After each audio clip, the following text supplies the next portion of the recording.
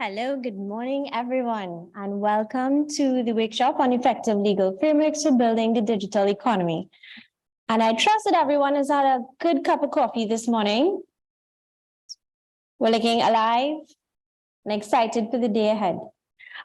It is a sincere pleasure, my sincere pleasure, to welcome to the podium this morning the Secretary General of the Caribbean Telecommunications Union, who will be providing welcoming remarks to participants this morning. Rodney.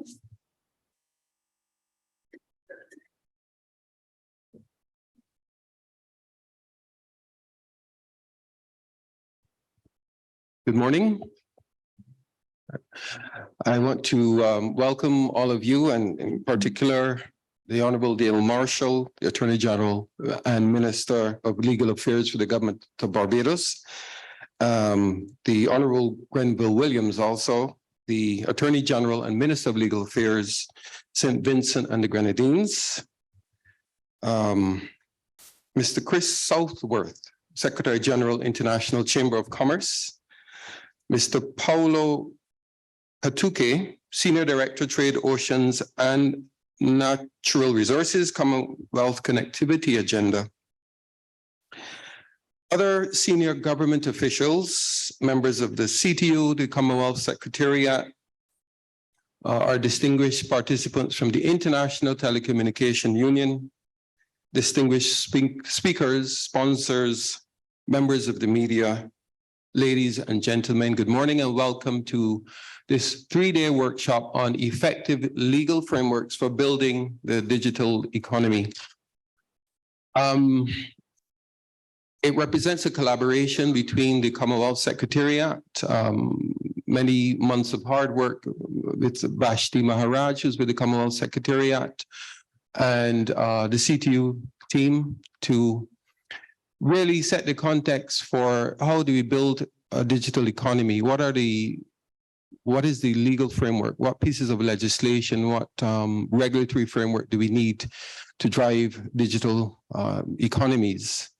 And there's been a great focus on digital economies, quite rightfully, because of the Fourth Industrial Revolution. Many governments are establishing ministries with responsibility for technology and digital transformation here in Barbados. I was pleased to work with the new Ministry of Digital Transformation. Well, it's called Ministry of Innovation, Science and Smart Technology. Initially, I believe it's now called Ministry of Industry, Innovation and Smart Technology. In Trinidad and Tobago, there's the Ministry of Digital Transformation. All of these with an understanding that to move forward in today's new technologically driven environment, that it is important to set the legal frameworks to drive and promote and encourage digital transformation across all sectors. There's so many technologies that are impacting us today across the board. Very recently, of course, things like artificial intelligence. And in fact, you may be familiar with one called ChatGPT, which it is a new artificial intelligence based search engine. Well, it's an artificial intelligence tool, but it is made available to the public. And in fact, I asked it to write my opening remarks for me, and I did quite a good job. But I just asked it to do it just to see what it would actually produce. But it is quite good, and I encourage you to go and see what the capabilities are for artificial intelligence. And the bottom line is that it is predicted that AI will replace many, many jobs that we believe now are not capable of being provided by computer systems will in fact be provided within the next 5 to 10 years. So even mine perhaps would probably be replaced by AI. So who knows? Anyway, we are pleased to have this collaboration. We have interactive sessions planned for over the next few days. What we want to not have is a talk shop. We want that there are positive outcomes, actionable items that we can take and implement within our own national context. So with that in mind, and without further ado, I want to welcome you and encourage your active participation over the next few days, the sharing of your own experience from your national environments. I actually was supposed to have the number of countries, but I don't have it. I will provide it for you at some point. But we have very wide regional representation here today. Our colleagues from St. Vincent and the Grenadines, Trinidad and Tobago, Cayman Islands. And our online participants, how could I forget? We have quite a few participants online joining from around the world. So we want to welcome all of you, and we appreciate that you took the time to be here with us. And we look forward to, Minister Ishmael, Davison Ishmael, Minister of Innovation, Industry, Science and Technology. The name has changed since I left, but I'm really pleased you could join us here today. And with that, I want to hand over back to Vashti. Thank you.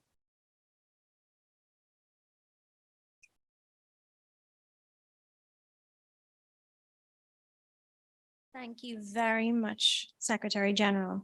At this time, I'd like to invite the Senior Director of the Trade, Oceans and Natural Resources Directorate of the Commonwealth Secretariat, my Senior Director, Mr. Paulo Kautoke, will be delivering opening remarks virtually, and I will hand over to our AV team to allow Paulo to deliver his remarks.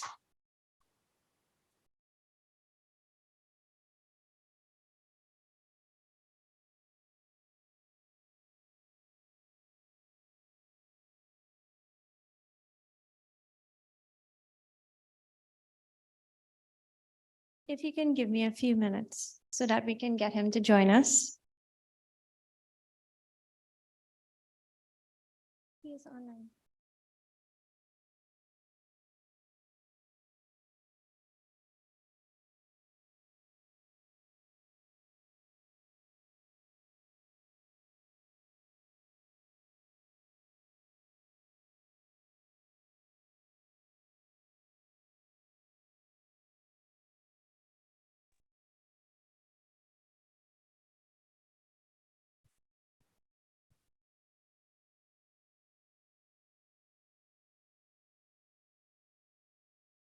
Can you hear me?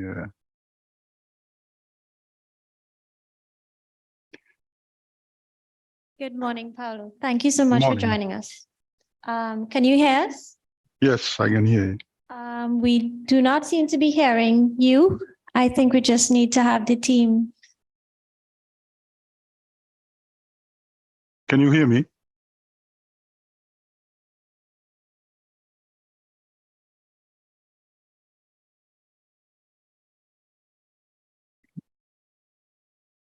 Yeah, can you hear me?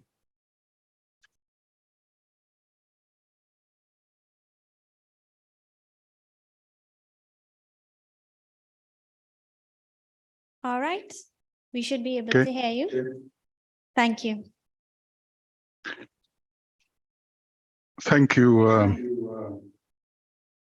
Secretary General of the Caribbean Telecommunication Union, Mr. Rodney Taylor, Honorable Attorney General and Minister of Legal Affairs, Barbados, Mr. Dale Dermot Marshall, Honorable Ministers who are joining the call in the conference, distinguished participants, ladies and gentlemen.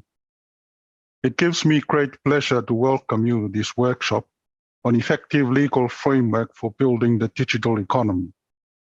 Let me begin by expressing my appreciation to you all for taking time off your busy schedule to join us today and for the upcoming 2 days.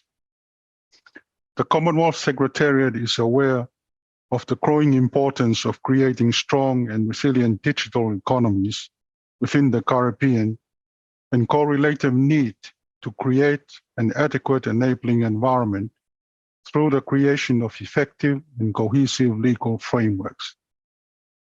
In this regard, we have, through the Commonwealth Connectivity Agenda, collaborated with the Caribbean Telecommunications Union to build capacity among key policymakers, government officials, senior ICT officials and technocrats, as well as legal reform officers and regional stakeholders involved in the information communications and technology and the digital economy spheres.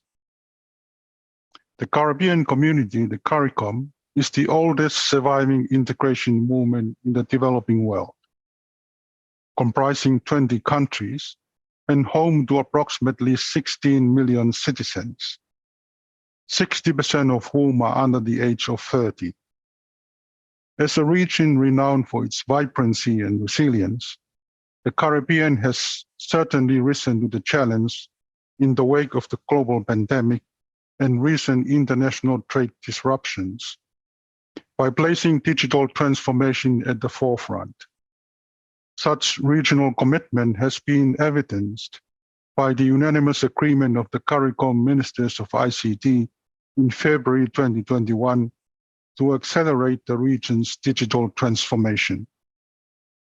In the recent report, which was launched by the Commonwealth Connectivity Agenda, titled Quantitative Analysis of the Move to Paperless Trade, it was identified that digital trade facilitation across borders could increase trade across the Commonwealth by around $90 billion, and legal reform to support the digitalization of electronic records could unleash as much as $1.1 trillion,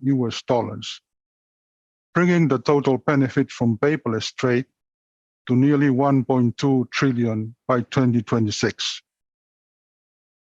The report also specifically identified that stakeholders within the Caribbean saw the COVID-19 pandemic as a primary catalyst for change and pointed to initiatives aimed at promoting the use of technology to ease border controls, as well as the political will to reap the full advantage of more streamlined trade. The digitalization of trade can also increase access to finance, significantly reduce costs and processing times, reduce the risk of fraud and corruption, and also create global standards for interoperability and technical standards. In order to unleash the multiplicity of benefits of paperless trade, it is absolutely essential to engage in appropriate legal reform, as this provides the requisite foundations for creating an enabling environment for a thriving digital ecosystem.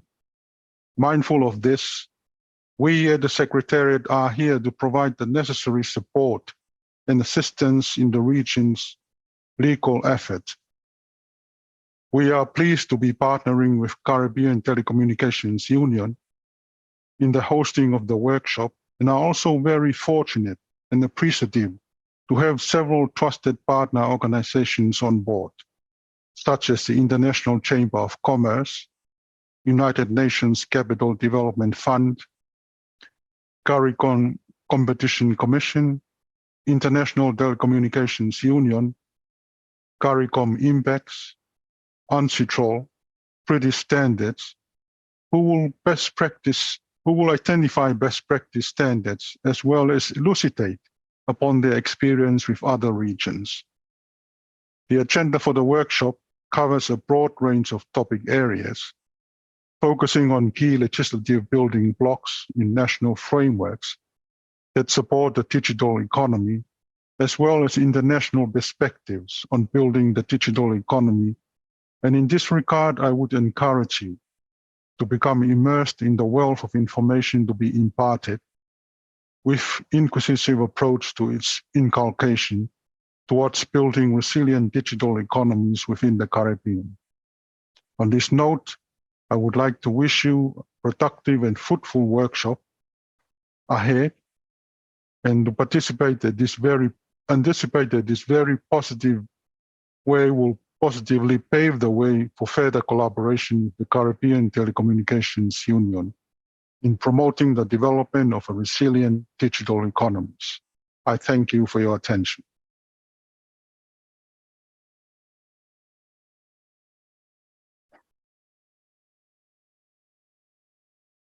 Thank you very much, Paulo. And at this time, it is my distinct pleasure to invite to the podium Honorable Dale Marshall, the Attorney General and Minister of Legal Affairs of the Government of Barbados.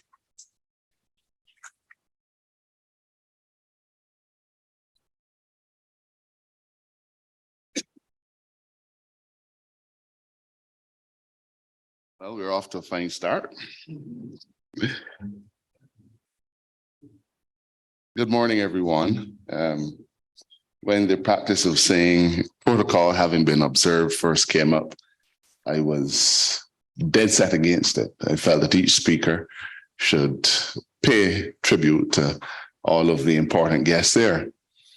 It has become so commonplace, and this list of guests is so long that I fear that I will have to resort to saying protocol having been observed.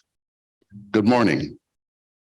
I do feel, though, that I must acknowledge my new colleague, Attorney General of St. Vincent and the Grenadines, Mr. Granville Williams.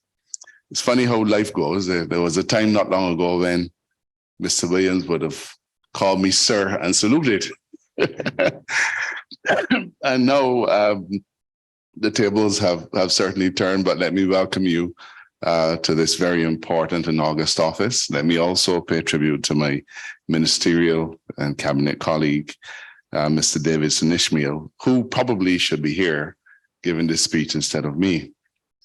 It is my pleasure to provide a few remarks today at the opening of this workshop, focusing on effective legal frameworks for building the digital economy, and hosted jointly by the CTU and the Commonwealth Secretariat. The organizers have been very kind to give me 15 minutes to do this address, but you'll be pleased to know that I have decided to give them back 5. It is my understanding that this particular conference has been long in the making and represents a long-standing tradition of cooperation between these two institutions. And this one is the first of 2 such workshops that will take place in 2023. This one in particular has a timely focus on digital economies and the critical pieces of legislation that must of necessity underpin our efforts to nurture and support national and regional digital transformation strategies. It represents an intersection between law and technology, and it seeks to foster a greater understanding of how modern legislation in key areas such as telecoms, financial services, cybersecurity, and cybercrime, and several others help to create an enabling environment for digital trade. If you would allow me a personal reminiscence, in the late 1990s, I was invited to be, and I accepted the post of chair of an international committee of the very ambitious but now dead free trade area of the Americas. It was the Committee of Experts on Electronic Commerce, a very sophisticated name. And it was in those days, the early days of e-commerce, a term that nobody uses anymore. And we were struggling with the basics, to regulate or not to regulate, to tax or not to tax, how best to protect intellectual property, how to contract, whose laws applied. In those days, Amazon had not yet seen a penny in profit. There were no smartphones on the market, and my then cutting-edge Toshiba Tecra laptop weighed in at near 12 pounds. I am forced, therefore, to view what we had and did then as one would view a donkey cart alongside one of today's fancy SUVs. As I said, no one speaks today of electronic commerce. We've forgotten those dark days, and we now talk about the digital economy. Since those early days, our countries have enacted various pieces of legislation aimed at information and communications technology, or as you specialists will call it, ICTs. For Barbados, these include our Telecommunications Act, Electronic Transactions Act, and our Computer Misuse Act. More recently, we have enacted legislation on data protection, and we've made amendments to the above pieces of legislation in order to bring them more in line with the realities of an ever-evolving technological landscape. The pace of technological innovation will always outstrip our ability to make and enact legislation to either fulfill our policy mandates or to address societal challenges that technology will bring to the forefront.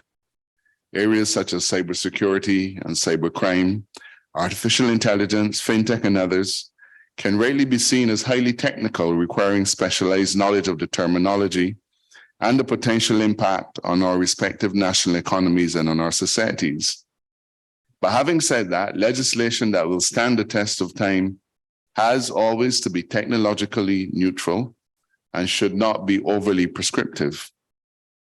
It should, as we all know, provide a framework for managing and resolving conflicts, protecting rights and freedoms of individuals, promote the general welfare of society, and achieve public policy objectives. Legislation helps to ensure that everyone is subject to the same rules in a transparent way and provides a mechanism for changing those rules as our societies evolve. Of course, I am assured that we are not here to turn legal professionals into cyber experts. My time for that is past. Nor are we here to turn cyber experts into lawyers. But we are here to foster greater collaboration and to provide a space where we can work collaboratively through some of our challenges within CARICOM on growing our economies, fostering cross-border trade, and leveraging modern digital tools. I am told that Barbados is currently the chair of the regulatory cluster of the Commonwealth Connectivity Agenda through the Ministry of Foreign Affairs and Foreign Trade. This has been designed to expand intra-Commonwealth investment and has significantly contributed to leading discourse and knowledge exchange across the Commonwealth on the importance of building effective legal frameworks. This perhaps is the foundation for promoting trade and investment, and it is a happy coincidence, therefore, as chair, that this workshop is being held in Barbados. We also committed to creating greater resilience within the Caribbean in light of the global trade disruptions occasioned by the COVID-19 pandemic, the challenges with the international supply issues that arose therefrom, and also to prioritize digital transformation as approved by COTED. I say this in the context where Barbados has lead responsibility within the CARICOM quasi-cabinet for the single market and economy as well. A strong CSME is also a part and parcel of what you'll be discussing over the next few days based on the agenda before you. And of course, this discussion extends beyond one of technology. This also includes traditional issues and challenges with doing business with our brothers and sisters within this region that we call home. At a national effort, the government of Barbados has made a concerted effort to prioritize digital transformation with the creation of my friend's ministry, the Ministry of Innovation, Industry, Science and Technology, and supported by significant investments in the creation of digital platforms for public service delivery. The pandemic led to the acceleration of these initiatives and allowed us to redouble our efforts on digitizing several processes relating to the grant of business licenses, for example, and the facilitation of electronic payments for various services. But I concede that the very catalyst that COVID-19 was for accelerating our digital transformation was obviously also a major hindrance to what ought to have been a smooth rolling out. Minister Ishmael could tell you that half of the problem was that the staff was not at work, they were working from home, and when they were at work, they were sitting 12 feet apart. Many of these services required close collaboration with the Office of the Attorney General in order to give legal effect to and to provide regulations to govern the new and more efficient business processes. Two of the things that Minister Ishmael and I are proudest of, and I'll give you what they are in the area of policing and the area of general administration. In policing, we had a challenge where an individual who applied for a police certificate of character had to wait 12 weeks to get an appointment. They would go in, get fingerprinted, and then wait another 5 or 6 weeks to have the certificate of character issued to them. We determined that this was an archaic way of doing things. And with significant effort and a lot of elbow grease, we now have a situation where in Barbados you can apply for a police certificate of character online, pay online, and you can get that certificate within 7 or 8 minutes. It is delivered to you online. And as for liquor licenses, thank you very much. It's always Rodney was part of that. And with liquor licenses, for example, not so long ago, if you applied for a liquor license, you had to make your application, hand it in at the magistrate's court, pay your fee, and then be summoned to court only on Mondays, and wait until your particular applications was called, appear shivering before a magistrate and a total committee of 3 to be told whether you were going to get your liquor license or not. All of that is out the window. You apply online, pay online, and you get your liquor license within a matter of an hour or 2. Of course, there's a lot more to be done, and Minister Ishmael, young and vibrant, is just the person to do it. Mr. Chair, I think I might take back my 5 minutes. Let me fast forward though. We recognize that this is a constantly changing environment. And in many respects, there's a great risk that Caribbean governments can lag behind. We've lagged behind in many, many areas over the years. There are some who were saying not long ago that we were lagging behind in the area of fintech. And then, of course, we had the Sam Bankman-Fried debacle in our sister country, the Bahamas. It would probably be inopportune for me to say that as I was preparing this speech last night, and I wrote Sam Bankman-Fried, I thought, with a name like that, you're almost doomed to disaster. Sam Bankman-Fried. And of course, by the time I added Bernie Madoff to the equation, I had to start writing because it was laughing at my own efforts. But we mustn't allow what happened to FTX to cause us to recoil and cower and run from emerging systems. If you look at our history, you will know that we had the Great Depression, which had pretty much every bank in the world on the verge of collapse. And in more recent times, we had the Bank of Credit and Commerce International, BCCI, and then we had Enron, and then we had Bear Stearns. These things happen from time to time, but we must always view them through a lens of optimism and determine that we will be there whenever the dust clears. I'm pleased to see the level of interest by both traditional and new players on our local market, offering innovative solutions that enable the movement of money by way of our mobile phones. Barbados will ensure that there is the requisite regulatory environment through its institutions, such as the FSC, Financial Services Commission, the Central Bank, and the Fair Trading Commission in particular, to nurture this fast-growing financial services area. I'm coming close to the end. In my view, we cannot look to develop the digital economy across the region in any serious way without considering the issue of how we deal with the negative impacts, the negative aspects. And in that regard, I'm referring to cybercrime. Barbados has enlisted its Law Reform Commission, chaired by Sir David Simmons, to produce for us a cybercrime statute which will replace our 2005 Computer Misuse Act. And as I was reflecting with Rodney earlier, that the name of our 2005 statute speaks wonders.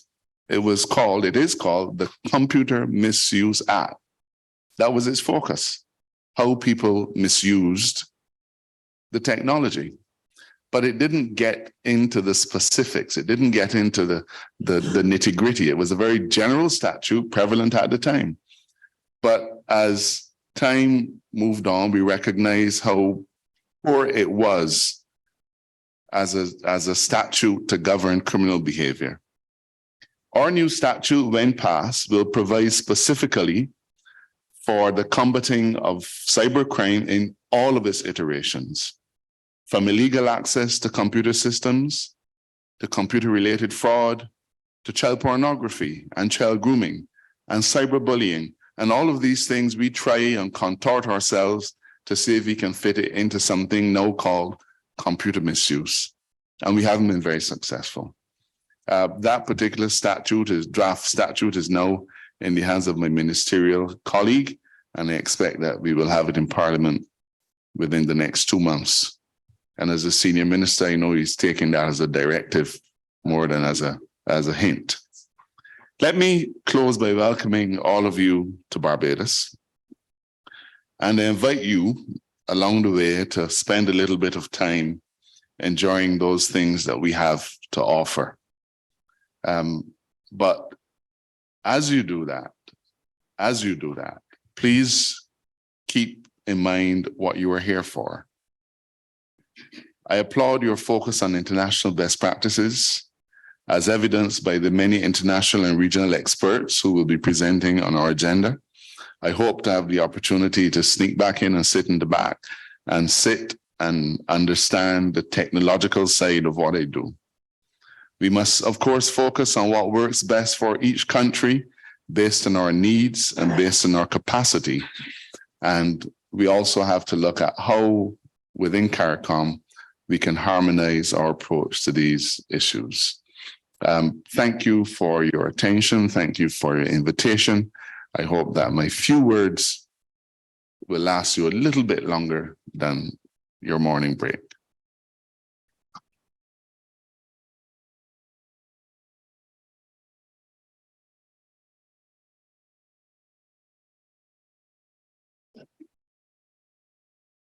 Thank you very much, Honorable Attorney General, for your warm and gracious welcome by our host country and your keen words about the evolution from e-commerce to the digital economy, loaded with many words of wisdom on what we should focus on.